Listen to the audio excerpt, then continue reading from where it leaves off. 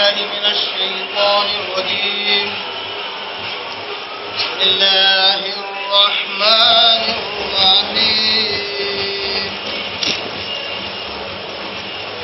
إذا قيل لهم اتبعوا ما أنزل الله قالوا بل نتبع ما ألفينا عليه آباءنا أولو كان آباؤهم لا يعقلون شيئا ولا يهتدون. صدق الله العظيم.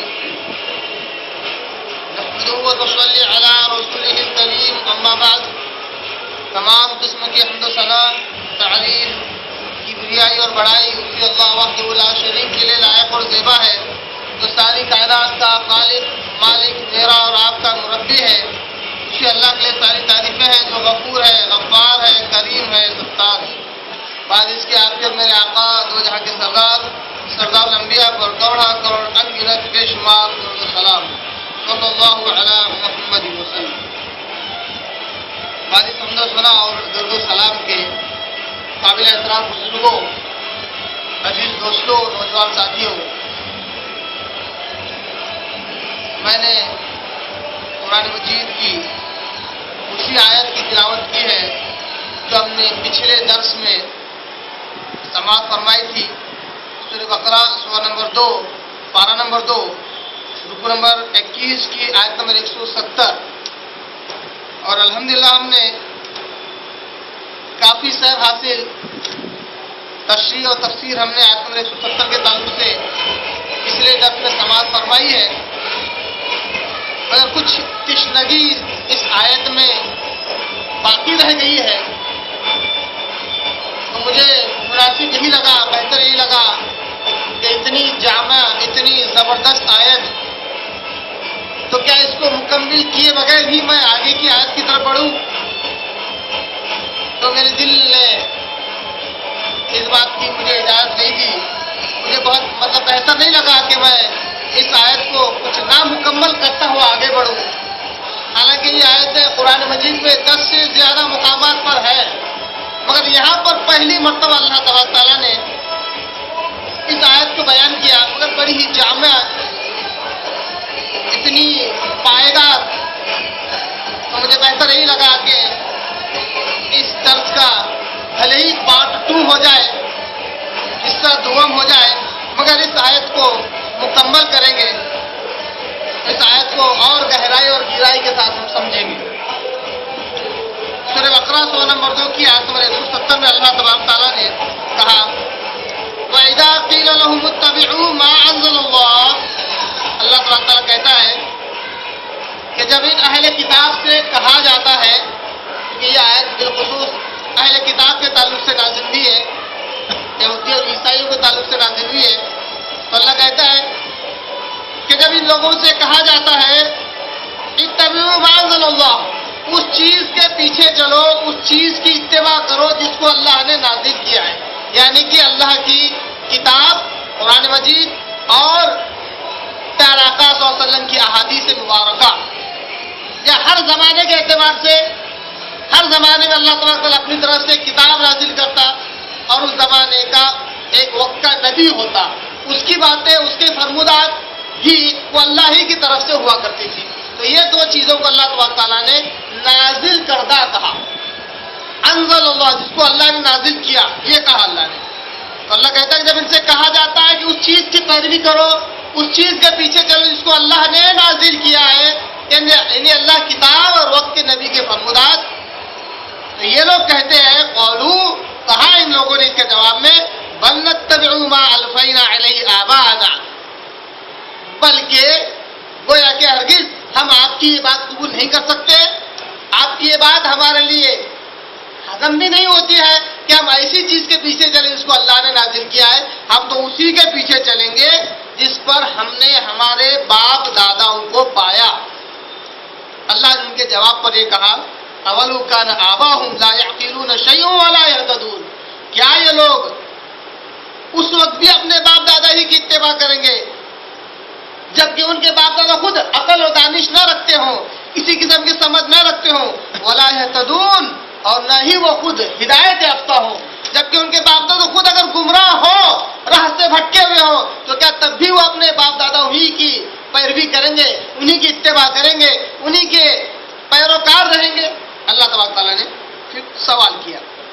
اس آیت کے تعلق سے ہم نے پچھلے درس میں کافی تفصیل ہم نے سنا، اور بالخصوص اس بات پر ہم نے زور دیا کہ یہ جو آیت ہے یہ اہل کتاب کے تعلق سے ہے، بنو اسرائیل کے تعلق سے ہے، یہودی اور عیسائیوں کے تعلق سے ہے، اور ان کے تعلق سے ہر مسلمان جانتا ہے کہ یہ ایک طرح سے وہ مسلمانوں کی طرح ہوتے ہیں کہ یہ اللہ پر ایمان لاتے ہیں، رسولوں پر، وقت کے نبیوں پر ایمان لاتے ہیں، آخرت، فرشتے، عقائد زیادہ تر انہیں پتہ ہوتے ہیں، مگر اللہ تعالیٰ نے انہی کو تنبیہ کرتے ہوئے، انہی کی جزا توبیخ کرتے ہوئے اللہ نے کہا کہ اہل کتاب تمہارے پاس تو ساری بنیادی عقائد موجود ہے، اللہ کتاب موجود ہے، وقت کے نبی کے فرمودات موجود ہیں، پھر بھی تم ان بنیادی دلائل کو چھوڑ کر تم اپنے باپ داداؤں کی پرستش میں کیسے لگ گئے، باپ داداؤں کی پیروی میں تم کس طرح لگ گئے؟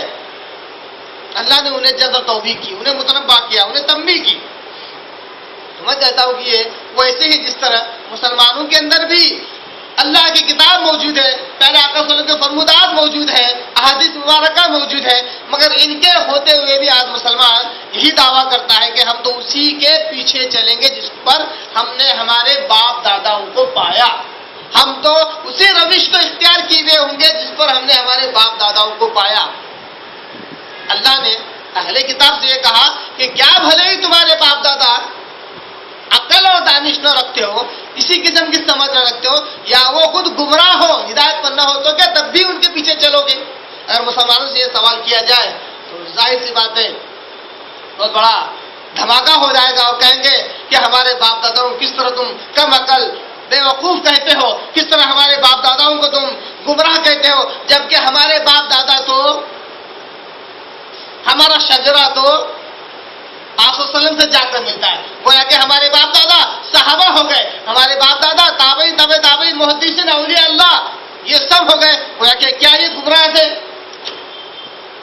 نہیں، ہم یہ نہیں کہنا چاہتے ہیں کہ مسلمان جن آبا و اجداد کی پیروی کے یہ دعوے دار ہے ہم انہیں گمراہ نہیں کہہ رہے ہیں، ہم انہیں راہ سے بھٹکے ہوئے یا کم عقل نہیں کہہ رہے، ہم اس بات پر زور دے رہے ہیں کہ وہ چاہے حق پر ہو یا گمراہ، تمہارا یہ دعویٰ درست نہیں ہے کہ اللہ کی کتاب کے ہوتے ہوئے، پیارے آقا صلی اللہ علیہ وسلم کے فرمودات اور احادیث کے ہوتے ہوئے اس قسم کا دعویٰ مناسب نہیں ہے۔ ہم انہیں گمراہ نہیں کہہ رہے، ہم انہیں راہ سے بھٹکے ہوئے نہیں کہہ رہے، یہ تو اللہ نے سوال کیا۔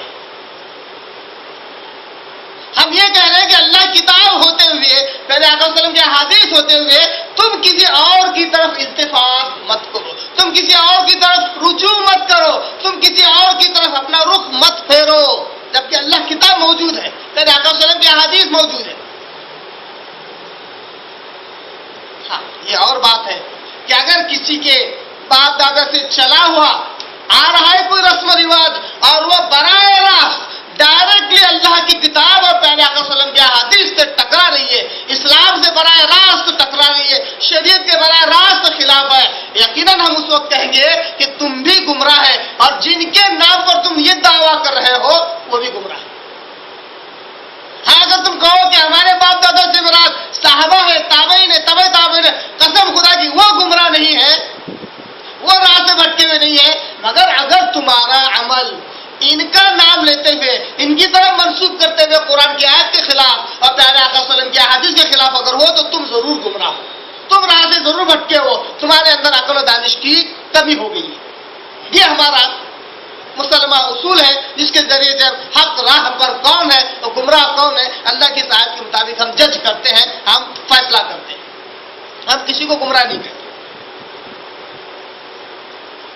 اسی بات کو سمجھنے کے لیے ہم نے یہ بھی دلیل بھی پیش کی تھی کہ دیکھو یہ آیت بنو اسرائیل کے تعلق سے، اہل کتاب کے تعلق سے، مگر ایسی ایک آیت اللہ تبارک تعالیٰ نے قرآن مجید میں سورہ مائدہ سورہ نمبر 5 آیت نمبر 104 کے اندر اللہ نے مشرکوں کے تعلق سے بھی یہی آیت بیان کی ہے، اور مشرکوں کے تعلق سے بھی اللہ نے یہی کہا ہے کہ جب ان سے کہا جاتا ہے کہ اس چیز کے پیچھے چلو جس کو اللہ نے نازل کیا ہے، تو انہوں نے بھی یہی جواب دیا تھا، مشرکین نے، کافروں نے، آپ صلی اللہ علیہ وسلم کے زمانے کافروں نے، انہوں نے بھی یہی کہا تھا کہ ہم تو اس چیز کے پیچھے چلیں گے جس پر ہم نے ہمارے باپ داداؤں کو پایا.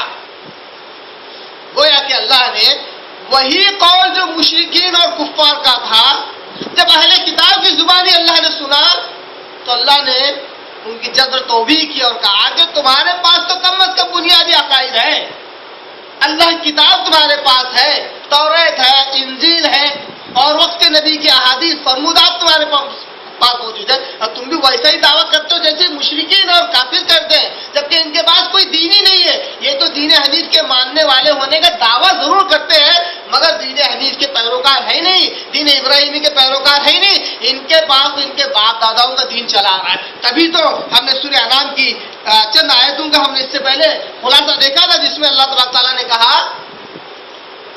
کہ یہ یہودی، یہ مشرکی، یہ کافر کہتے ہیں کہ اگر کوئی جانور، مادہ جانور، اگر وہ بچہ جنے، بچے بکری، گائے وغیرہ، اور اگر وہ زندہ پیدا ہو تو اس میں آدمی لوگ ہی اس کو کھا سکتے ہیں، اور اگر وہ مردہ پیدا ہو تو اس میں عورتیں بھی شامل ہیں. یہ مسئلہ کہاں سے آیا؟ یہ حلال و حرام کی تمیز کہاں سے آئی؟ یہ حلال و حرام کی تمیز کہاں سے؟ جب سوال کیا جاتا تو کہتے کہ ہمارے باپ دادوں سے چلا آ رہا ہے. یہاں تک کہ کبھی کہہ دیتے کہ ایسا ہی حکم اللہ نے دیا ہے. یہ مشرکین اور کافرین کا رویہ تھا آپ صلی اللہ علیہ وسلم کے زمانے کا. مگر یہ رویہ، یہ مسئلہ نہ اللہ کی طرف سے ہے نہ پہلے آقا صلی اللہ علیہ وسلم کی طرف سے. یہ دونوں ان کی من گھڑت مسائل میں سے، من گھڑت حلال و حرام کے ذریعے سے. تو اللہ نے کہا یہ گمراہی ہے. اگر تم اپنے ایسے باپ داداؤں کی طرف اپنے آپ کو منسوب کرتے ہو تو وہ بھی گمراہ ہے، تم بھی گمراہ ہے.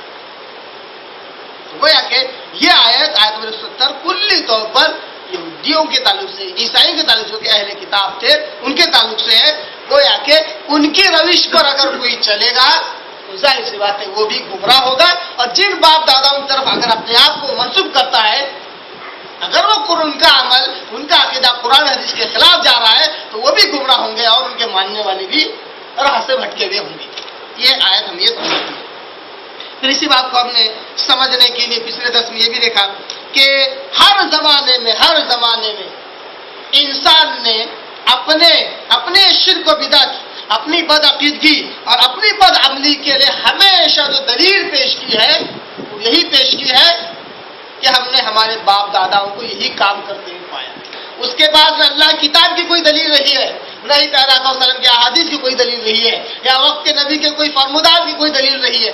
اللہ کے نازل کردہ دلائل میں سے کوئی دلیل اب تک کسی انسان نے اپنے شرک و بدعت پر، اپنی بد عقیدگی پر، اپنی بد عملی پر ابھی تک کسی نے پیش نہیں کیا.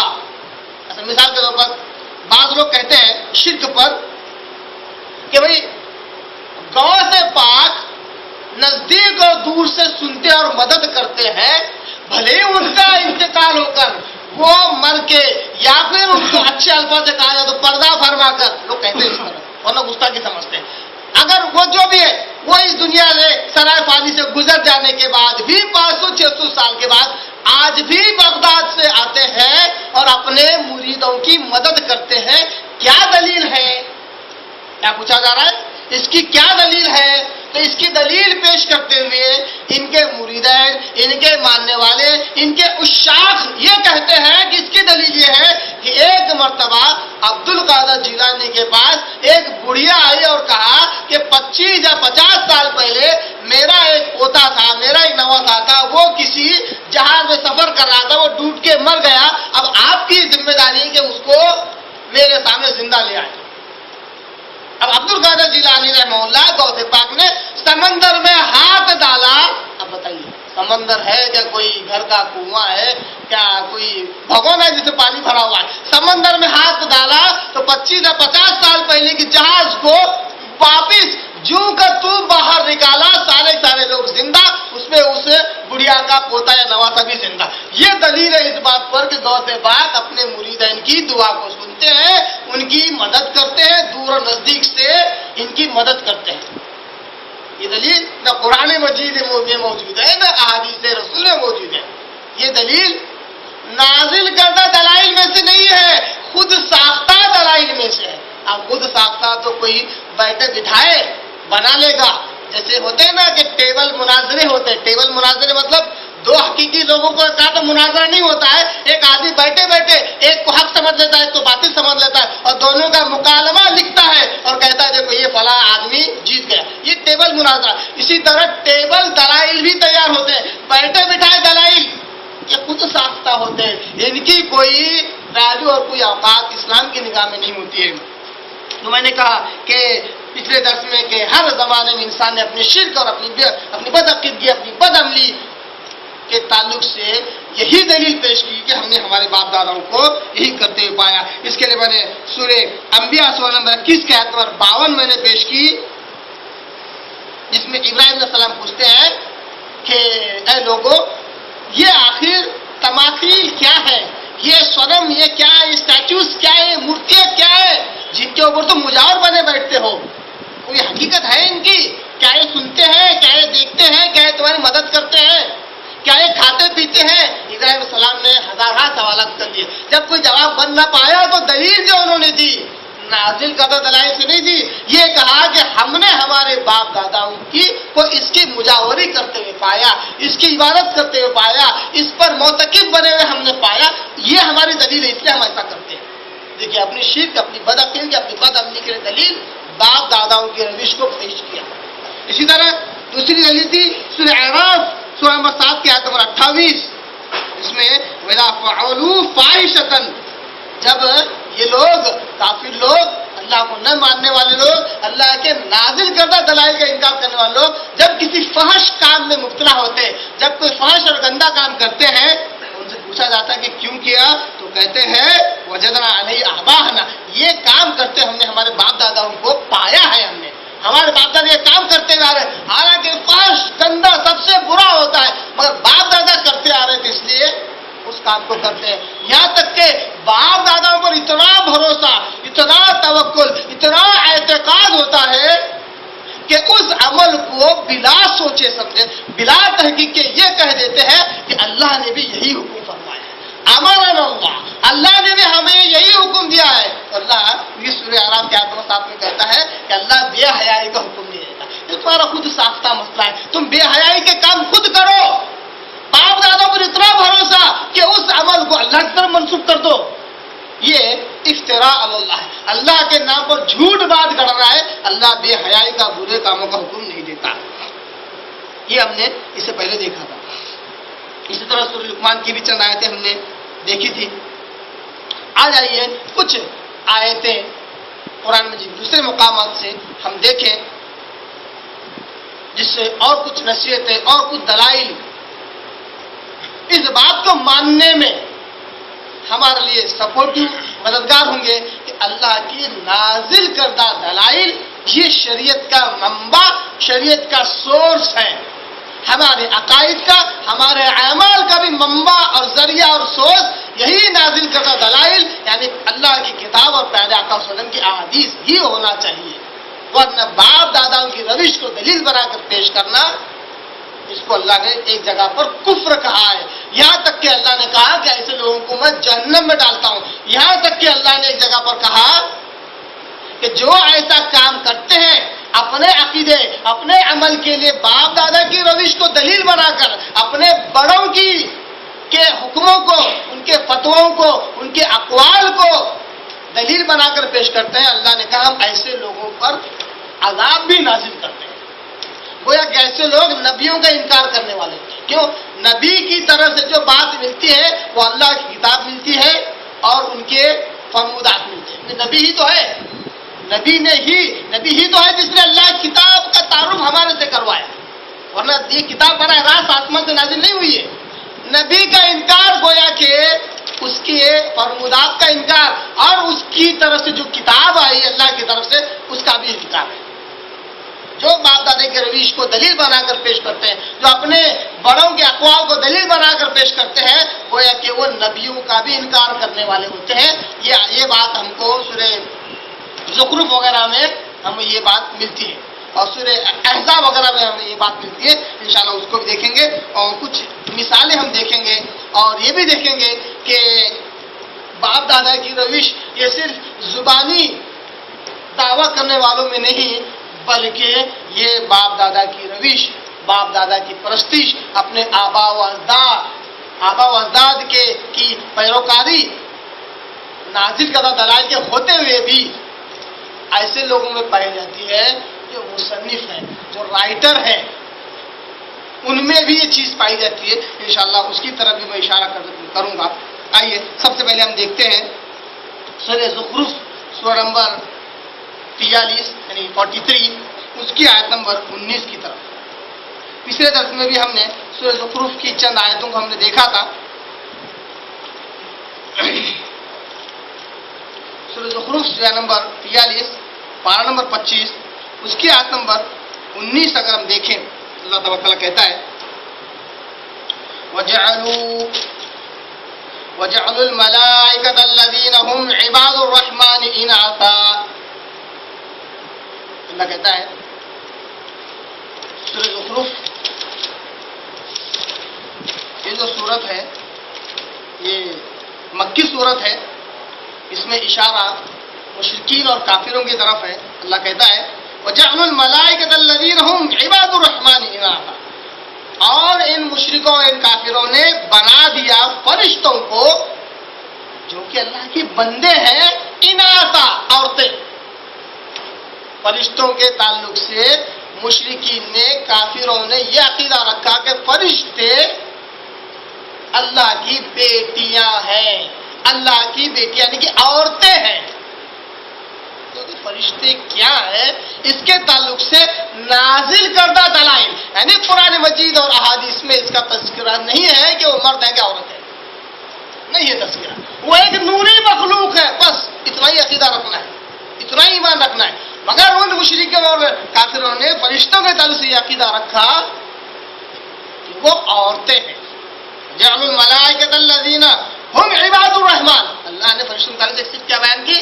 وہ رحمان کے بندے ہیں, رحمان کی عبادت کرنے والے ہیں, اللہ کی عبادت کرنے والے ہیں, اللہ کے بندے. انہیں اناثا یعنی عورتیں قرار دیا. اشہدوا خلقہم. اللہ نے سوال کیا کہ جب ان کی پیدائش ہو رہی تھی تو کیا تم اس وقت موجود تھے؟ تمہیں کیسے پتا چلا کہ فرشتے عورتیں ہیں؟ ستکتب شہادتہم ویسألون. اللہ کہتا ہے ہم ان قریب ان کی شہادت کو لکھ لیں گے. گواہی دے رہے ہیں نا کہ عورتیں فرشتے عورتیں ہیں, ہم ان کی گواہی کو لکھ لیں گے. یسألون اور ان سے ضرور پوچھیں گے کہ تم نے یہ گواہی کیسے دی کہ فرشتوں کو تم نے عورتیں قرار دیا, یہاں تک کہ اللہ کی بیٹیاں قرار دے دیا. یہی وہ رسم ہے, یہی وہ رواج ہے جو آج بھی بہت سارے اقوام میں یہ بات ملتی ہے کہ بھگوان میں بھی دو قسم کے بھگوان ہوتے ہیں, ایک میل دوسرا فیمیل. اس لیے جہاں رام, جہاں کرشن, جہاں شنکر وغیرہ کی پوجا ہوتی ہے وہ ہیں پاروتی, لکشمی, سرسوتی کی پوجا ہوتی ہے, عورتیں بھی ہیں. یہ مشرکین سے چلا ہوا آتا ہوا عمل ہے. اتنا ہی نہیں, مسلمانوں میں بھی, مسلمان تو افسوس اللہ ہدایت دے ہم مسلمانوں کو, کبھی کبھی بسا اوقات غور کرنے کے بعد ایسا لگتا ہے کہ یہ کہے غیر مسلم سے 4 قدم آگے تو نہیں چلے گئے. غیر مسلم تو اپنے بھگوانوں میں آدمی اور عورت کی پوجا کر لی, مسلمان 4 قدم آگے چلا گیا, اولیاء اللہ مردوں کو بنایا, اس میں بھی ولیہ خاتون کو ولیہ بنایا. ولیہ ایک ولی ہوتا ہے, ایک ولیہ ہوتی ہے. اتنا ہی نہیں, اس کو کتے میں ولی دکھائی دیا, حیرت نہ ہے, طوطے میں بھی ولی دکھائی دیا. اتنا ہی نہیں, بلی میں ولی دکھائی دیا. ہمارے یہاں کرناٹک بیجاپور میں ایک کالج انجمن لا کالج, اس کے سامنے ایک درگاہ ہے. اس درگاہ میں طوطے کی قبر ہے. اس طوطے کی قبر کے پاس, اب طوطے کو دیکھو, اللہ انسان کی تعریف کرتے ہوئے کہتا ہے کہ ہم نے اس کو قوت گویائی سکھائی. اللہ احسان جتلا رہا ہے, انسان ہی کو ہم نے بولنے کا طور طریقہ سکھایا, قوت گویائی. سورہ رحمان آپ پڑھ کر دیکھو. اب یہ جو اتنا شرف, اتنا بڑا شرف اس انسان کو ملا, یہ جا رہا ہے کہ طوطے کو 4 بول سکھانے سے طوطا انسان کی طرح بولتا ہے نا, تو یہ سمجھتا کہ اس کو قوت گویائی انسان سے زیادہ دی گئی. تو جو لوگ طوطے ہوتے ہیں وہ طوطے کے آگے شکر ڈال کر پوری طرح جھک کر, سر جھکا کر اپنی زبان کو اس پر رگڑتے ہیں, جس سے ان کا طوطلا پن دور ہوتا ہے. یہ کون ہے؟ یہ مسلمان ہے جس کو طوطے کو بھی نہیں چھوڑا، طوطے کو ولی بنا دیا. اتنا ہی نہیں صاحب، حیرت در حیرت. پہلی بات تو قرآن سنتے نہیں ہے، قرآن کی تفسیریں پڑھتے نہیں ہیں، اور جب بولنے میں آ جاتے ہیں، ڈینگے مارنے کے لیے آ جاتے ہیں، تو قرآن کی باتوں کو بھی اپنی طرف سے ٹھوک ڈالتے ہیں. بولے اصحاب کہف کے ساتھ جو کتا تھا وہ بھی ولی تھا. بولے جب اصحاب کہف جب آئے سٹی میں، جب وہ کتا گاؤں میں گزرا تو سارے کتے اس کے اطراف جمع ہو گئے اور مراقبے میں بیٹھ گئے. مراقبے میں، یہ دیکھو کتا بھی ولی ہے. یہ مسلمان جو 4 قدم آگے نکل گئے، صرف مردوں کی ہی عبادت نہیں کرتے، ان کے آگے سجدہ نہیں کرتے، جانوروں کی بھی. اور حیرت در حیرت، وہ شخص جو شریعت میں جس کے تعلق کوئی عمل لکھا ہی نہیں جاتا، وہ شخص جس کا شریعت میں یہ حکم ہے کہ اس کا عمل ہی لکھا نہیں جاتا، گویا کہ اس کا ایڈمیشن پہلی میں بھی نہیں ہوا ہے، فرسٹ اسٹینڈرڈ میں. بتائیے کیا وہ پی ایچ ڈی کر سکتا ہے؟ لوگ کہتے ہیں کہ جو مجذوب ہو جائے، جو سرک جائے، جس کی چونی گر جائے، جو پاگل ہو جائے، وہ ولی ہوتا ہے. یہ کون عقیدہ ہے؟ کس کا عقیدہ؟ مسلمان کا عقیدہ. وہ جو پاگل ہو گیا وہ ولی ہوتا ہے. کہا میں نے کہا پیارے آقا صلی اللہ علیہ وسلم کی حدیث ہے، آپ صلی اللہ علیہ وسلم کہتے ہیں، صحیح بخاری صحیح مسلم کی حدیث، آپ صلی اللہ علیہ وسلم کہتے ہیں کہ 3 لوگوں پر سے قلم اٹھا دیا جاتا ہے. ایک بچہ، کوئی گناہ کرتا تو لکھا نہیں جاتا. ایک سویا ہوا شخص، اگر اس سے نیند میں کوئی حرکت ہو جائے لکھی نہیں جاتی. اور تیسرا پاگل، وہ جو بھی حرکت کرتا ہے اس کی طرف کچھ لکھا نہیں جاتا. اب جو پاگل ہے جس کا نام اعمال ہی میں کچھ بھرا ہوا نہ ہو، وہ پی ایچ ڈی کیسے کر سکتا ہے؟ ہم کہتے ہیں بھائی پاگلوں کو ولی کیسے بنا دیا؟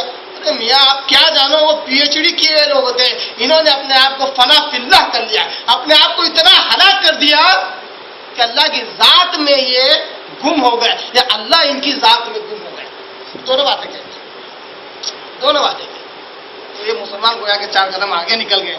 تو یہاں پر بھی ان سے پوچھا جا رہا ہے کہ ذرا بتاؤ تو صحیح، کیا فرشتے اللہ کی بیٹیاں ہیں، عورتیں ہیں، کیا ان کی پیدائش کے وقت تم موجود تھے؟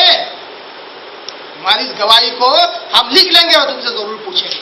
اب فرشتوں کی جب عبادت کی بات آئی، پوجا کی بات آئی کہ فرشتوں کو کیوں مدد کے لیے پکارتے ہو، یعنی آپ سنوں کے زمانے کے مشرک اور کافر فرشتوں کو مدد کے لیے پکارتے تھے.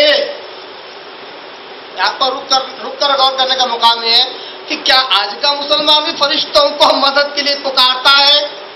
یقیناً پکار رہا ہے. اسی مسلمان کا یہ عقیدہ ہے، وہ کہتا ہے قرآن کو ایک آیت کو بار بار پڑھو، بار بار پڑھو، کیونکہ اس پر ایک موکل فرشتہ ہوتا ہے. بولے تمہاری بار بار تکرار کی وجہ سے وہ فرشتہ آ کر تمہاری مدد کرتا ہے. مسلمان جو اللہ کی مدد کا طلبگار اور محتاج ہو، تو فرشتوں کا محتاج کیوں ہے؟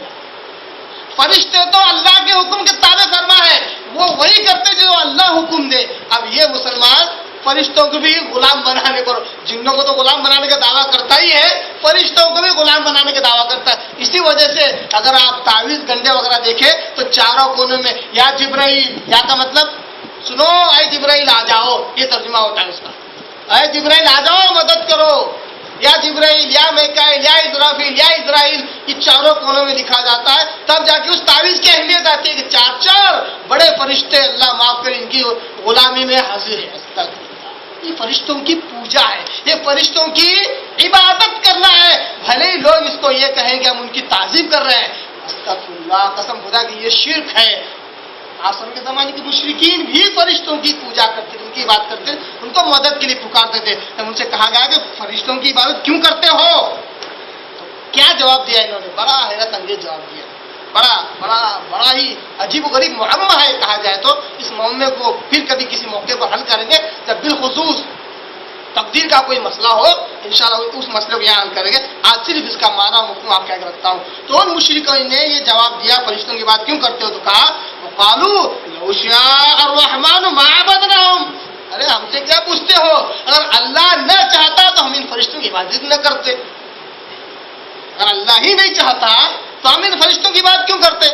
جیسے آج کل کے لوگ جو درگاہوں پر جا کر چادریں چڑھاتے، منتیں مرادیں مانگتے، روتے گڑاتے، بکرے مرغے وغیرہ ذبح کرتے ہیں، ان سے کہا جاتا ہے کہ بھائی یہ شرک ہے، یہ کام مت کرو. تو کہتے ہیں اگر اللہ نہ چاہتا تو ہم یہ کام نہ کرتے، اللہ چاہے تو ہمیں رکا سکتا ہے. اگر شرک ہے تو یہ شرک نہیں ہے، تبھی تو اللہ نے ہمیں ڈھیل دے دی. بیوقوفو، اللہ نے تمہیں ڈھیل اس لیے دی ہے تاکہ تمہارا عمل ثابت ہو جائے اور اللہ کے آگے یہ حجت قائم ہو جائے، یہ حجت پوری ہو جائے کہ جو تمہارے دل میں تھا وہ عمل ثابت ہو گیا۔ اس کو امحال کہتے ہیں۔ اس کو کیا کہتے ہیں؟ ایک ہوتی ہے توفیق جو نیک کام میں ہوتی ہے، اور ایک گناہ اور شرک کے کام میں جو اللہ کی ڈھیل ملتی ہے اس کو امحال کہتے ہیں۔ اللہ ہر ایک کو امحال بھی دیتا ہے، اس سرکش کو، اس گنہگار کو ایمان دیتا ہے تاکہ اس کے دل میں جو ہے وہ پورا کر کے حجت کو قائم کر دے، پورا کر دے۔ کیا کہا؟ اگر رحمان نہ چاہتا ہم ان کی بات نہ کرتے۔ ما لہم بذالک من علم ان ہم الا یخرصون، اللہ کہتا ہے ما لہم بذالک من علم، ان کی اس دلیل کے ان کے پاس علم ہی نہیں ہے۔ فرشتوں کی بات کیوں کرتے؟ تو کہا رحمان نے کہا۔ رحمان اگر چاہتا، اللہ چاہتا تو ہم ان کی بات نہ کرتے۔ رحمان چاہ رہا ہے اس لیے ہم ان کی بات کر رہے ہیں۔ ان کے پاس کوئی علم نہیں ہے، کوئی آگے دلیل ہی نہیں ہے۔ فرشتوں کی بات کرنے کی کوئی دلیل ان کے پاس نہیں ہے۔ انہم الا یخرصون، یہ تو بس اٹکل پچو دوڑا رہے ہیں، لاجک ہے ان کے پاس۔ کیا لاجک لگائی انہوں نے؟ منطق کیا ہے؟ اگر اللہ نہ چاہتا تو ہم ان کی بات نہ کرتے، اللہ چاہ رہا ہے اس لیے بات کر رہے ہیں۔ یہ الٹا معنی نکالا، اللہ چاہ رہا ہے اس لیے ہم ان کی عبادت کر رہے ہیں۔ اللہ نہیں چاہتا تو ہمارے ہاتھ پیر روک دیتا، ہمارے پیر زمین میں گڑ جاتے، ہم فرشتوں کو مدد کے لیے پکارنا چاہتے زبان کٹ جاتی۔ اللہ چاہتا تو یہ کر سکتا تھا، اللہ یہ نہیں کر رہا ہے، اس کا مطلب اللہ چاہ رہا ہے۔ اللہ نے کہا انہم الا یخرصون، یہ صرف ان کی عقل کی باتیں، اٹکل پچو باتیں ہیں، بلا دلیل باتیں ہیں۔ آیت نمبر 19 اور 20 میں نے پڑھی۔ اب آگے اللہ کہتا ہے ہم آتیناہم کتابا من قبلہ فہم بہ مستمسکون، اللہ تعالیٰ کہتا ہے کیا اس سے پہلے ان کے پاس ہم نے کوئی کتاب دی ہے ان کے اس عمل کے لیے، ان کے اس رسم کے لیے، ان کے اس عمل کے لیے؟ کیا ان کے پاس ہماری کوئی دی ہوئی کتاب ہے جس کو وہ مضبوطی سے پکڑے ہوئے ہیں، جس کو عمل کر رہے ہیں؟ اللہ کیا چاہتا ہے؟ دیکھیے بندے کے عقیدے اور عمل کے لیے دلیل کیا چاہتا اللہ؟ کتاب ہو، لکھی ہوئی کتاب ہو جس کو لوگ پڑھے اور عمل کریں۔ حیرت در حیرت مسلمانوں کے پاس کتاب موجود ہے، پڑھنا نہیں چاہتے۔ جب پڑھے گا نہیں اس کو مضبوطی سے کیسے پکڑے گا؟ قسم خدا کی جو اس کتاب کو پڑھتا نہیں ہے، سمجھتا نہیں ہے، وہ لاکھ بار یہ دعویٰ کرے کہ میں قرآن پہ مضبوط پکڑے ہوئے ہوں، میں اسلام کو مضبوط پکڑے ہوئے ہوں، وہ دعوے میں جھوٹا ہے۔ جب پڑھے گا نہیں، سمجھے گا نہیں تو عمل کیسے کرے گا؟ تو جب عمل نہیں کرے گا تو اس کو مضبوطی سے کیسے پکڑا اس نے؟ اللہ کہتا ہے کیا ہماری طرف سے کوئی کتاب ہے ان کے پاس جن کو یہ مضبوطی سے پکڑے ہوئے ہیں؟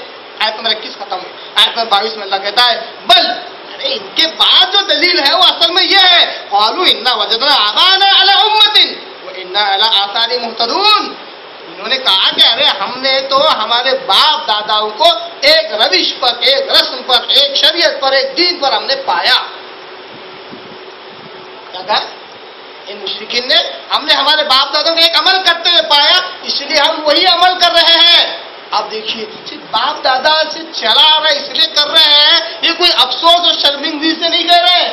باپ دادا پر اتنا توکل، اتنا بھروسہ ہے وَإِنَّا عَلَىٰ آثَارِهِمْ مُهْتَدُونَ، ہم انہی کے نقش پا پر چلتے ہوئے ہدایت یافتہ ہیں۔ کیا کہا؟ انہی کے نقش پا پر چلتے ہوئے، انہی کے نقش قدم پر چلتے ہم ہدایت یافتہ، گمراہ نہیں ہے۔ اس لیے آج جا کر دیکھو جتنے بھی درگاہ پرست، مردہ پرست ہیں، انہیں جا کر کہو یہ شرک ہے تو چڑ جائیں گے اور کہیں گے جو شرک کہتا ہے ہم اس کو بولتے سرک۔ ہم ہدایت پر، تم گمراہ ہے، تم گستاخ رسول ہے، تم گستاخ اولیاء اللہ ہے، تم مانتے ہی نہیں کسی چیز کو۔ کیا کہتے ہیں؟ تم کسی چیز کو مانتے نہیں، ہم سب کو مان لیتے ہیں، اچھا بھی ہو، برا بھی ہو، قیمتی ہو، کچرا ہو، سب ماننے والے ہم ہیں، تم تو کسی چیز کو مانتے ہی نہیں۔ گویا کہ جو صرف اچھی چیز کو مانتا ہے اس کو کوئی ویلیو نہیں، تو سب کو مانتا ہے اس کی ویلیو ہے، اس کی قیمت ہے۔ کیا کہتے ہیں کہ ہم ہمارے باپ داداؤں کو ہم نے جس چیز پر پایا، ہمارے بڑوں کو ہم نے جس چیز پر پایا، ہم اسی پر عمل کرتے ہیں، اور اسی وجہ سے ہم ان کے نقش قدم پر چلنے کی وجہ سے ہم ہدایت یافتہ بھی ہیں۔ اس بات کو غور کریں، یہی آیت اسی سورہ زخرف میں آگے بھی اللہ تعالیٰ بیان کرتا ہے، مگر محتدون کے بجائے مقتدون کا لفظ استعمال کرتا ہے۔ ہم آگے بڑھتے اور آگے کی آیتوں کو ہم نے پچھلے درس میں سنا ہے، مگر اب دونوں کو ملانے کے لیے، دونوں کو ایک ساتھ سمجھنے کے لیے میں آگے کی آیتیں پڑھ رہا ہوں۔ آیت نمبر 23 کا اللہ کہتا ہے وَكَذَلِكَ مَا أَرْسَلْنَا مِنْ قَبْلِكَ فِي قَرْيَةٍ مِّن نَذِيرٍ إِلَّا قَالَ مُتْرَفُونَ، اسی طرح ہم نے جب بھی کوئی رسول ان سے پہلے، مشرکین مکہ سے پہلے جب بھی ہم نے کوئی رسول بھیجا کسی قریے میں، کسی شہر میں، کسی گاؤں میں، کسی قوم میں ڈرانے کے لیے، تو ان کے مترف لوگ یعنی ان کے آسائش اور آرام دہ رہنے والے لوگ، لگژریز لائف گزارنے والے لوگ، آسودہ قسم کے لوگ، مالدار لوگوں نے کیا کہا؟ اِنَّا وَجَدْنَا آبَانَا عَلَىٰ أُمَّةٍ، ہم نے پایا ہمارے باپ داداؤں کو ایک طور طریقے پر، وَإِنَّا عَلَىٰ آثَارِهِمْ مُقْتَدُونَ، اور ہم انہی کے راستے پر چلتے ہوئے بس ان کی اقتدا کر رہے ہیں، ہماری کیا غلطی ہے؟ ان کی اس عمل پر انہیں نہ افسوس ہے نہ کسی قسم کی شرمندگی ہے، اور نیرے ڈھیٹ بن کر یہ کہہ رہے ہیں کہ ہم تو وہ کام کریں جو ہمارے باپ دادا سے ہم کو وراثت میں ملا، اس میں ہماری کوئی غلطی نہیں ہے، تم اپنی اصلاح کر لو۔ مقتدن، ہم تو انہی کے پیچھے چل رہے ہیں۔ آیت نمبر 23، آیت نمبر 24 میں اللہ نے کہا قُلْ أَوَلَوْ جِئْتُكُمْ بِأَهْدَىٰ مِمَّا وَجَدتُّمْ عَلَيْهِ آبَاؤُكُمْ، پھر نبیوں نے ان سے کہا وقت کے اس وقت کے رسول، دیکھیے معاملہ یہ جو بات اللہ بیان کرے جنرل ہے، جنرل سے مراد ہر زمانے میں نبیوں نے یہ دعویٰ کیا، ہر زمانے میں لوگوں نے یہی دلیل پیش کی، ہر زمانے میں۔ حیرت انگیز بات ہے نا کہ مسلمان آج بھی یہی دعویٰ کر رہے ہیں جس کو ہر زمانے میں اللہ نے کافروں کا دعویٰ کہہ کر نقل کیا، آج مسلمان وہی دعویٰ لفظ ب لفظ نقل کرتے ہیں، پھر بھی یہ ہدایت اب تک کیسے ہو سکتے ہیں؟ پھر بھی یہ نبی کے ماننے والے کیسے ہو سکتے ہیں؟ دیکھیے اللہ کہتا ہے ہر زمانے میں جب بھی نبیوں نے کہا تو انہوں نے کہا کہ ہم تو ہمارے باپ داداؤں کے مطابق چلنے والے ہیں، انہی کے نقش قدم پر چلنے والے ہیں، تو اس وقت نبیوں نے، رسولوں نے جواب دیا اولو جئتکم بأهدىٰ مما وجدتم علیہ آباؤکم، کیا بھلے ہی ہم ایسی چیز لے آئے جو اس سے بہتر ہو جس پر تم اپنے باپ داداؤں کو پاتے ہو، ایسی چیز لے آئے ہم جو اس سے بھی بہتر ہے جس پر تمہارے باپ دادا تھے، تب بھی تم ہمارا انکار کرو گے؟ باپ داداؤں کو تم کیوں ترجیح دے رہے ہو؟ اچھی چیز ہے بول کے نا، اس سے بھی اچھی چیز اگر ہم لے کر آئے تو جو زیادہ بہتر ہے اس کی طرف جاؤ گے کہ جو کم تر ہے اس کی طرف جاؤ گے؟ کیا بہترین سوال ہے، کیا بہترین سوال ہے۔ جواب کیا ہونا چاہیے؟ اگر نازل کردہ دلائل اچھی چیزوں کے یہ مرغوب ہوتے، چاہنے والے ہوتے، تو یہ بہتر سے بہتر تر کی طرف جاتے۔ قالوا انا بما ارسلتم به کافرون، فوراً کہا جو بھی تم لے کر آئے ہو ہمارے باپ دادا سے مقابلہ کرتے ہوئے لا رہے ہو نا، موازنہ کرتے ہوئے لا رہے ہو نا، ہم اسی کے انکاری ہیں، ہم تمہاری اس بات کے، تمہاری رسالت کے ہی منکر ہیں، کیونکہ تم نے ہمارے باپ دادا ان کی لائی ہوئی چیزوں کو غلط قرار دیا اور کہا کہ اس سے بہتر ہے۔ دیکھیے کس طرح چڑ رہے ہیں، کس طرح بدزن ہو رہے ہیں۔ آج بھی اگر اللہ کی بات اور رسول کی بات پیش کی جائے اور کہا جائے غلطی سے بھی کہ دیکھو یہ باپ دادا چلا آ رہا چھوڑنا پڑے گا، تو اوپر سے نیچے دیکھتے ہیں اور پوچھتے ہیں کہ تیرا باپ کون تھا، تیرا باپ کیا عقیدہ رکھتا تھا، تیرا باپ کیسا نماز پڑھتا تھا، تو کیسا کیا بدل گیا، باپ دادا کو دین کے چھوڑ دیا؟ یہ جواب ہوتا ہے۔ آج بھی مسلمان اسی روش پر ہے، یہ نہیں کہتے کہ ہو سکتا ہے اس نے جو بات پیش کی ہے باپ دادا سے جو چلی آ رہے اس سے بہتر ہو، ایک لمحے کے لیے بھی یہ اس بات پر غور نہیں کرتے، فوراً یہ کہتے ہیں جو تم لائے ہو ہم اس سے فوراً انکار کرنے والے، ہمارے باپ دادا سے اچھی چیز ہو ہی نہیں سکتی تمہارے پاس، کیا کہتے ہیں ہمارے باپ دادا سے اچھی چیز ہو ہی نہیں سکتی۔ تو اللہ تعالیٰ کہتا ہے آیت نمبر 25 کے اندر فَانْتَقَمْنَا مِنْهُمْ، صرف ان کے یہ کہنے پر کہ ہمارے باپ دادا سے اچھی چیز ہو نہیں سکتی، اللہ کہتا ہے ہم نے ان سے انتقام لیا، کہ انہوں نے نبی کا ہی انکار کر دیا، نازل کردہ دلائل کا انکار کر دیا، تو اللہ نے کہا فَانْتَقَمْنَا مِنْهُمْ، ہم نے ان سے انتقام لیا۔ دیکھو اللہ تعالیٰ انتقام، اللہ تعالیٰ ایک نام بھی ہے منتقم، انتقام لینے والا اللہ تعالیٰ۔ معلوم ہوا کہ اللہ تعالیٰ جتنا نرم دل، جتنا رحم والا ہے اتنا ہی کڑک بھی ہے، اتنا ہی غصے والا بھی ہے، عذاب دینے والا ہے، پکڑنے والا ہے، انتقام بھی لینے والا ہے، بدلہ لینے والا ہے اللہ تعالیٰ۔ فانظر کیف کان عاقبۃ المکذبین، اللہ تعالیٰ دیکھو ذرا اب کس طرح کافروں کا झुटलाने वालों का अंजाम किस तरह कर देते हैं, देखो झुटलाने वालों का अंजाम कैसा हुआ जरा देखो। अल्लाह ताला कहते हैं, ये थी वो आयतें जो सूरह ज़ुखरुफ सूरह नंबर 43 की आयतें थी। इसी के साथ साथ एक और बड़ी अहम आयत सूरह अहज़ाब की आयतों की तरफ हम चलेंगे, उसको भी मुख्तसर तौर पर समझेंगे। सूरह अहज़ाब सूरह नंबर 33 उसकी आयत नंबर 66 से लेकर 68 तक। सूरह अहज़ाब सूरह नंबर 33 पारा नंबर 22 उसकी आयत नंबर 66 की तरफ हम चलते हैं। अल्लाह ताला कहता है, 66 से पहले की भी आयतें ले लेंगे। अल्लाह कहता है यसअलुकन्नासु अनिस्साअ, आयत नंबर 63 का अल्लाह ताला कहता है सूरह अहज़ाब सूरह नंबर 33 पारा नंबर 22 उसकी रुकू नंबर 8 की आयतें। अल्लाह कहता है यसअलुकन्नासु अनिस्साअ, ऐ मोहम्मद सल्लम क्या लोग आपसे क़यामत के ताल्लुक से पूछते हैं, साआ यानी क़यामत। कुल इन्नमा इल्मुहा इंदल्लाह, कहो कि उसका इल्म सिर्फ अल्लाह के पास है। वमा युद्रिका लअल्ल साअत तकुनु करीबा, और ऐ मोहम्मद सल्लम आपको क्या पता, जब अल्लाह ताला नबी को बोल रहा है आपको क्या पता, हो सकता है वो क़यामत नजदीक ही हो। गोया के क़यामत का इल्म आप सल्लल्लाहु अलैहि वसल्लम को भी नहीं था, क़यामत का इल्म आप सल्लल्लाहु अलैहि वसल्लम को भी नहीं था।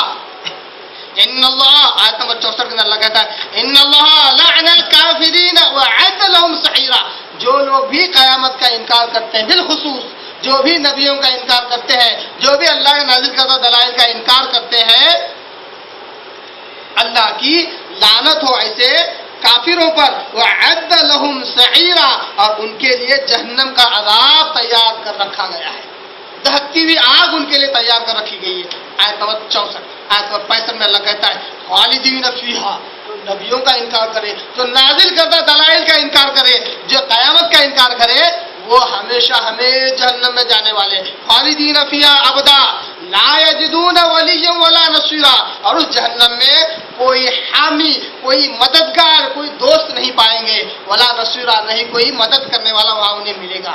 आयत नंबर 66 में अल्लाह ताला कहता है यौम तुक़ल्लबु वुजूहुहुम फिन्नार, ऐ मोहम्मद सल्लल्लाहु अलैहि वसल्लम आप काश उस वक्त देखें, यौम तुक़ल्लबु वुजूहुहुम फिन्नार, जिस दिन इनके चेहरे आग में उलट पलट किए जा रहे होंगे, जिस तरह भुना जाता है, फ्राई किया जाता है, उस तरह इनके चेहरों को जहन्नम की आग में उलट पलट किया जा रहा होगा। और कीजिए ये आयतें काफिरों की तरह से बयान हो रही है, जिन्होंने क़यामत का इनकार किया, जिन्होंने नबियों का इनकार किया, जिन्होंने नाजिल करदा दलाइल का इनकार किया, अब वो जहन्नम में जा रहे हैं। क्यों जा रहे हैं, इसकी वजह देखिए आप। कुरान की आयतों में गौर नहीं करते, अल्लाह की आयतों में गौर नहीं करते, बस अपनी अकल से सारा इस्लाम समझेंगे। किसी के पास ऐसी कोई दलील नहीं जो ये कहे कि जो ये कुरान क्या है इसलिए मैं ऐसा समझता हूँ, ये प्यारे आका सल्लल्लाहु अलैहि वसल्लम की हदीस इसलिए मैं ऐसा समझता हूँ, और मेरा अमल इस बुनियाद पर है, ऐसा कहने वाले बहुत कम मिलते हैं। ये कहने वाले मिलेंगे हाँ ये बड़ा अच्छा नेक काम है, मतलब इस्लाम में होगा, ये बड़ा अच्छा काम है, इसका मतलब इस्लाम में होगा। हर अच्छा काम इस्लाम होना जरूरी नहीं है, और कसम खुदा कि हर इस्लाम का काम अच्छा होना जरूरी है।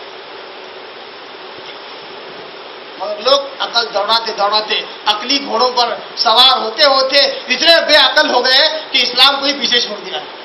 उनकी अकल ही सारा इस्लाम बनी हुई है। तो देखिए गौर कीजिए, जो काफिर हैं उनके ताल्लुक से अल्लाह कहता है जब इनके चेहरे जहन्नम में उलट पलट किए जा रहे होंगे, अज़ाब हो रहा होगा, यक़ूलून, और उस वक्त ये कह रहे होंगे, अल्लाह तौफीक देंगे जहन्नम में कहने के बजाय दुनिया में कहने की तौफीक दे। अल्लाह बिलखुसूस ये तो जहन्नम में जाकर कह रहे हैं, अल्लाह ताला हमें दुनिया में जिंदा रहते हुए इस जुमले को कहने की तौफीक दे। यक़ूलून, उस वक्त एक काफिर लोग कहेंगे या लैतना, काश, बदबख्ती हमारी कैसी बदबख्ती है, काश अताअना अल्लाह, काश हम अल्लाह ही की इताअत करते, वो अताअना रसूला, और सिर्फ रसूल की इताअत करते। क्या ही बेहतरीन है। दोनों पर इसमें माफा यानी अलिफ लाम है, अल्लाह तो अल्लाह ही है, सिर्फ अल्लाह की ही इताअत की, वो अताअना रसूला वाहिद है, मगर इसमें मारफा है, अलिफ लाम लगा है, सिर्फ और सिर्फ रसूल की इताअत की। गोया के रसूल ही की इताअत असल इताअत है, رسول کی بات کو بھلے کوئی کیوں نہ کہے، اس کی بات اگر رسول کی بات سے، اللہ کی بات سے میل کھاتی ہے تو اس کی بھی بات پر آنکھوں پر، اللہ اس کے رسول کی بات کے خلاف اگر جاتی ہے، کبھی بھی جائے، کسی زمانے میں جائے، وہ بات اطاعت کے لائق نہیں ہوتی۔ یہ کافی لوگ کہیں گے کاش ہم آخرت میں، کاش ہم دنیا میں اللہ ہی کی اور رسول ہی کی اطاعت کرتے۔ دونوں کو الگ الگ بیان کیا اللہ نے، اطعنا اللہ الگ واطعنا الرسول الگ، گویا کہ اللہ اس کے رسول کی اطاعت دونوں اپنی جگہ اہمیت کے حامل ہیں۔ آیت نمبر 66 یہاں پر مکمل ہوئی۔ آیت نمبر 67 اللہ کہتا ہے وقالوا ربنا، اب پوچھا جا رہا جہنم میں آخر آئے کیوں؟ چلو اطاعت تو نہیں کی، وہ تو سمجھ میں آ گیا، اب کسی نے کسی کی تو اطاعت کی ہوگی، پھر غلط کام کیسا ہوئی؟ بد عقیدگی اور شرک تمہارے اندر کہاں سے آئی؟ بد عملی کہاں سے آئی؟ کسی نہ کسی کے پیچھے تو چلے ہو گئے، انسانی فطرت ہے، کسی نہ کسی کے پیچھے چلنا چاہتا ہے۔ اس لیے اللہ نے اپنی طرف سے اپنی کتاب اور پیارے آقا صلی اللہ علیہ وسلم کی سیرت اور کتاب کو، احادیث رسول اللہ نے تا قیامت تک محفوظ کر دی۔ انسانی فطرت ہے، کسی نہ کسی کے پیچھے چلنا چاہتا ہے۔ اب ان سے پوچھا گیا اگر تم جہنم میں آؤ تو کیا وجہ ہے، کیوں آئے جہنم میں؟ کہتے ہیں وقالوا، اور انہوں نے کہا، مطلب پوچھا گیا کیوں آئے جہنم میں، تو انہوں نے کہا ربنا، اے ہمارے رب، انا، بے شک ہم، اطعنا، ہم نے اصل میں اطاعت کی، سادتنا، ہمارے سرداروں کی، سید کی جمع سادات، سعادتنا، ہمارے سیدوں کی، ہمارے مشائخ کی، ہمارے علماؤں کی، ہمارے مفتیوں کی ہم نے اطاعت کی، وہ کبرانا، اور جو بھی ہمارے بڑے تھے ہم نے بڑوں کی اطاعت کی۔ حیرت انگیز بات، قرآن مجید میں سورہ احزاب سورہ نمبر 33 پارہ نمبر 22 آیت نمبر 67 رکن نمبر 8 کی آیت میں یہ لفظ موجود ہے، اللہ ہم نے ہمارے بڑوں کی اطاعت کی۔ کافی لوگ جہنمی لوگ کہیں گے، پھر بھی آج مسلمان کہتا ہے بڑے فرماتے ہیں، بڑوں نے کہا ہے، بڑوں کے مطابق فلاں عمل ایسا ہے، بڑوں کے مطابق غسل کے 4 فرائض اور 3 سنتیں اور 15 کیا ہے آداب، بڑوں کے مطابق۔ اللہ اس کے رسول کہاں گیا؟ اللہ اس کے رسول کے باتیں کہاں گئی؟ قرآن مجید کہاں گیا؟ اور پیارے آقا صلی اللہ علیہ وسلم کی احادیث کہاں گئی؟ کیا اسلام ساداتوں کی، سیدوں کی اور سرداروں کی اور بڑوں کا دین ہے؟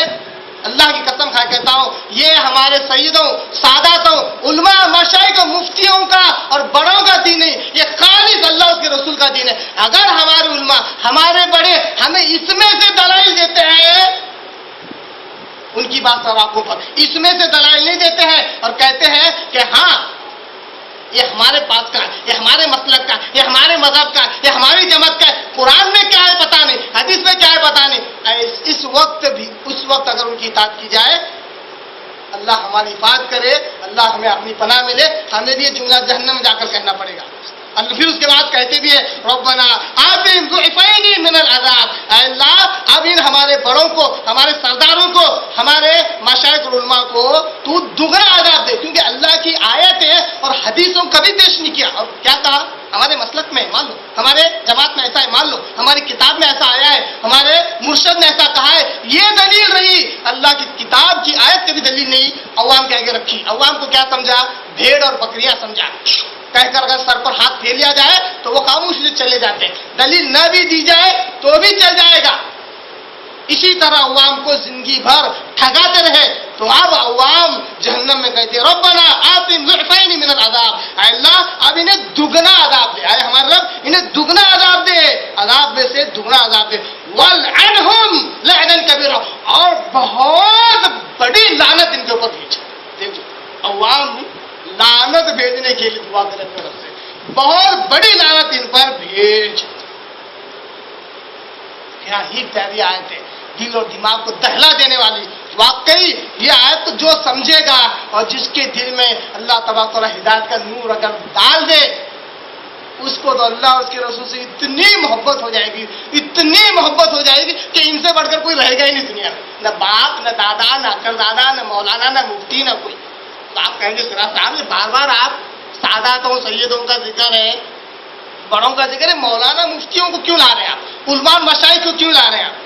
اس وجہ سے کیونکہ ایک عام رویہ یہ ہو چکا ہے، اور یہ مثال آپ کے آگے رکھ رہا ہوں اور اسی بات پر اپنی بات بھی ختم کرتا ہوں. آپ بھی غور کیجئے. آج ہم عوام ہیں، ہم جوہلا ہیں، ہم جب جا کر کسی سے کوئی مسئلہ پوچھتے ہیں، کوئی فتویٰ پوچھتے ہیں، ویسے ہی جیسا کہ اگر ہم کسی وکیل کے پاس جائیں، فرض کیجیے ہم اور آپ مل کر کسی وکیل کے پاس جائیں اور اس وکیل سے ایک مسئلہ پوچھیں کہ بھائی بتائیے، اگر کوئی شخص کسی کا مرڈر کر دے، کسی کا قتل کر دے، تو اس کی سزا کیا ہے کورٹ میں؟ اب وہ وکیل کہے گا 2 منٹ رکو، ابھی آتا ہوں، اس کا جواب دیتا ہوں. اندر جائے، اپنے کمرے میں سے، اپنی الماری میں سے، اپنے کتب خانے میں سے ایک کتاب لے آئے جس پر دھول چڑھی ہوئی ہے، اس کو جھاڑتے ہوئے کہے کہ ہمارے دادا کے استاد کی کتاب اس کے صفحہ نمبر 200 پر لکھا ہوا ہے کہ اگر کوئی کسی کا مرڈر کرے، قتل کرے، تو اس کو پانی میں ڈبو کر مار ڈالنا چاہیے. آپ ایسے وکیل کے بارے میں آپ کیا کہیں گے؟ کیا کہیں گے آپ اوپر سے دیکھیں گے اور کہیں گے شاید اس نے وکالت ہی پاس نہیں کی ہے. تبھی تو وکیل اپنی اصل کتابوں کا حوالہ دینے کے بجائے اپنے باپ دادے کی کتابوں کا حوالہ دے رہا ہے. باپ داداؤں کی بات چل رہی ہے نا، تو اپنے باپ دادوں کی کتابوں کا حوالہ دیتے ہوئے ایک مسئلے کا جواب دے رہا ہے. یہی حال ہوتا ہے جب اللہ ہم سب کو ہدایت دے، اللہ ہمارے علماؤں کو صحیح رہبری کرے. میں علماؤں کا تنقید کرنا نہیں چاہتا ہوں، اس قسم کے جو علماء سو ہیں، جو برے علماء ہیں، انہیں کے تعلق سے متنبہ کرنا چاہتا ہوں. اگر مجھ سے غلطی ہو رہی تو اللہ کے آگے میں معافی چاہتا ہوں. بالخصوص میں علماؤں کی توہین نہیں کرنا چاہتا ہوں، مگر مسئلہ بڑا سنگین ہے، جہنم میں لے جانے والا ہے. اس وجہ سے اس پر روشنی ڈالنا بہت ضروری ہے. اگر یہ کام میں نہیں کروں گا تو اللہ تعالیٰ کسی اور سے کروائے گا. اس میں بالخصوص اگر آپ لوگوں کی یا جو بھی شخص میری بات کو سن رہا ہو، اگر میری اصلاح کرنا چاہتا ہے تو میرا سینہ اس کے تعلق سے بالکل شرح صدر ہے، کھلا ہوا ہے، آئے اور میری اصلاح کرے.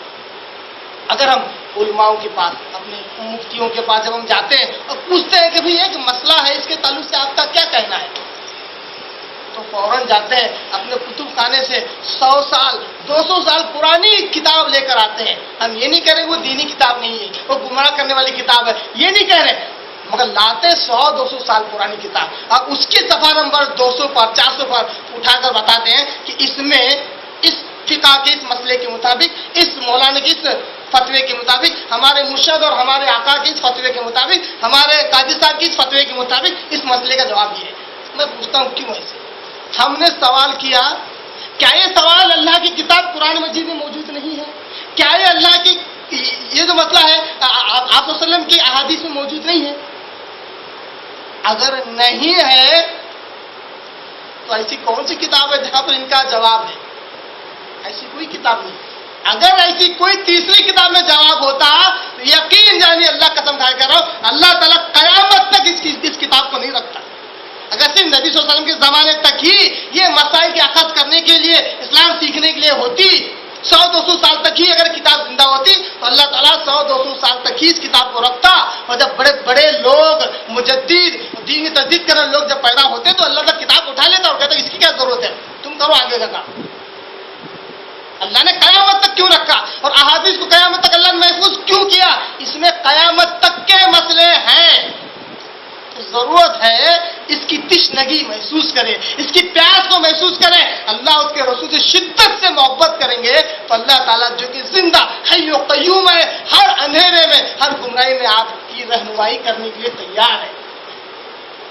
اللہ نے ایک بات کیا اچھا مصرع کہتے ہیں، ہم تو مائل با کرم کوئی سائل ہی نہیں، ہم تو دینے کے لیے تیار، کوئی مانگتا ہی نہیں ہم سے کوئی رہبری چاہتا ہی نہیں، ورنہ ایک ہی آیت سے 50 مسائل انسان کو سمجھانے پر قادر، ایک ہی آیت سے. اب میں یہ نہیں کر رہا ہوں کہ عوام بھی جوہلا بھی اٹھے اور قرآن کی آیتوں سے مسائل نکالے، یہ نہیں کہہ رہا ہوں، مگر قرآن کو سمجھے، پڑھے، علماء کی رہبری میں پڑھے اور سمجھے، علماء کو لے کر بیٹھے.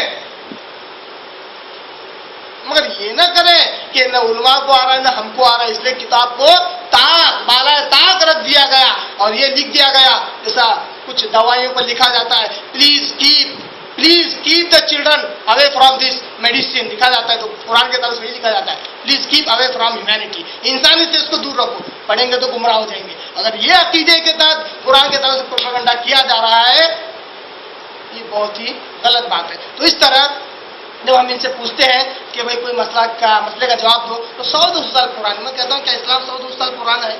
1450 سال پرانا ہے. آپ صلی اللہ علیہ وسلم کے زمانے کی بھی کتابیں آج ہی موجود ہیں. حیرت در حیرت اتنے پروپیگنڈے احادیث کے تعلق سے تو لوگوں کے اندر موجود ہیں. کہتے ہیں کہ حدیث کی کتاب خود 400 سال بعد لکھی گئی. کس نے کہا بھائی؟ کس نے تحقیق کی؟ ابو ہریرہ رضی اللہ عنہ کی حدیث کی کتاب آج بھی موجود ہے. کس کی کتاب؟ حضرت ابو ہریرہ رضی اللہ تعالیٰ عنہ کی. میوزیم میں آج بھی رکھی ہوئی ہے. تو کیوں لوگوں کو دھوکہ دے رہے ہیں؟ کیوں لوگوں کو بکری اور مینڈے کی طرح ٹھگا رہے ہیں؟ ایسا مت کرو اللہ کے واسطے. حق ہے تو ہے، وہ کہیں چھپنے والا نہیں. 4 دن کی آپ کو عزت مل جائے گی اور اللہ کے پاس دگنا عذاب ملے گا انہی کی طرف سے. جبکہ اللہ تعالیٰ ان کی دعا کو قبول نہیں کرے گا اور کہے گا تمہیں بھی دگنا عذاب ملنے والا ہے، انہیں بھی. قرآن کی دوسری آیتوں کے مطابق عوام کو بھی اور ان کے سید و سادات اور کبرا یعنی بڑے لوگوں کو دگنا عذاب دونوں کو ملنے والا ہے، کیونکہ دونوں گمراہ تھے اور گمراہی پر ہی عمل کرتے تھے.